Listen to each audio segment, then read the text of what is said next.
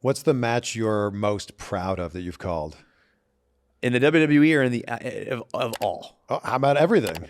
And then you can, if it's not WWE, then give us your WWE match. That's a great question. I actually get the most compliments.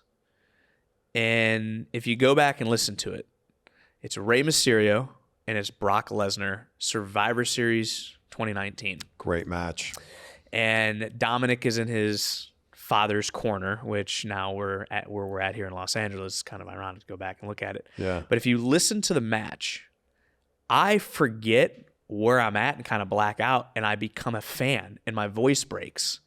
Where Ray hits Dominic hits the frog splash, Ray hits the frog splash. This is gonna be it, and Brock kicks out, and you hear me go, "Oh my god!"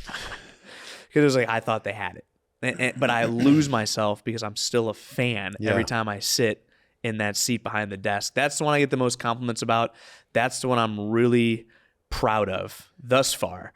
And this weekend, I think I have an opportunity with Johnny Gargano and Grayson Waller because of my personal feelings towards Johnny, and then the main event of Braun Breaker and Carmelo Hayes, because as they said, they've been the two guys since that rebranding or that evolution, whatever buzzword you want to use, of NXT was put in. So I may have a moment this weekend, but it also comes back to all these, to me, are steps of a ladder to get me to that WrestleMania main event.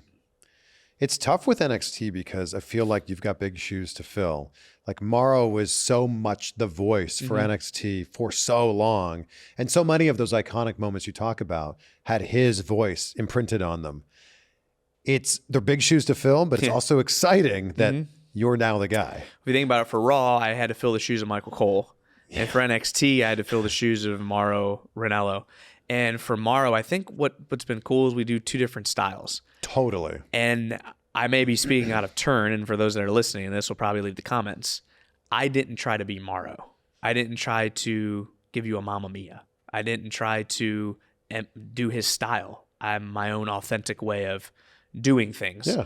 And so me being me, I think drew the attention away that, oh man, there's a new announcer, and people respected the fact of, oh, this guy's actually, he's not halfway bad. He's not halfway decent. He's pretty good. He's pretty good. And so early on, though, you'd get your tweets and you'd see your mentions and you'd go into your Instagram and you'd see "We Miss Mauro." And what I've taken pride in is, well, there are still those that love Mauro, and Mauro's great. He's in Creed 3. Wow, yes. Yeah, he's in Creed 3.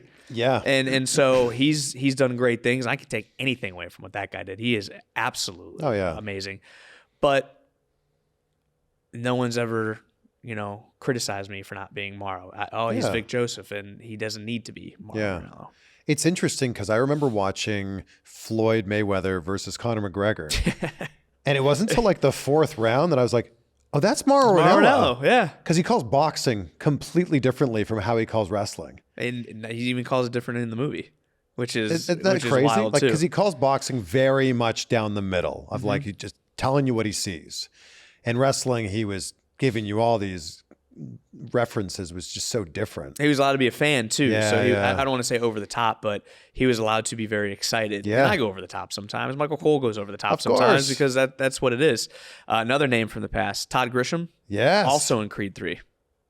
I haven't seen Creed 3. I won't spoil it for you. I just saw it. Mackenzie and I went and saw it this past weekend.